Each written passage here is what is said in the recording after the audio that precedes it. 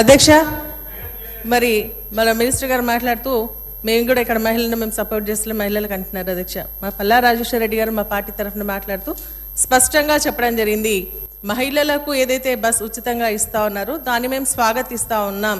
కానీ కాకపోతే మహిళలు ఇబ్బంది పడుతూ ఉన్నారు, ఎంప్లాయీస్ ఇబ్బంది పడుతూ ఉన్నారు, కాలేజ్ స్టూడెంట్స్ ఇబ్బంది పడుతూ ఉన్నారు. మళ్ళీ ట్రిప్స్ కూడా తక్కువ అవుతా ఉన్నాయి కాబట్టి దాన్ని పెంచండి. మహిళలకు ఇంకా సౌకర్యంగా ఉండాలంటే బస్సుల శాతాన్ని పెంచాలని వాళ్ళు స్పష్టంగా చెప్పడం జరిగింది.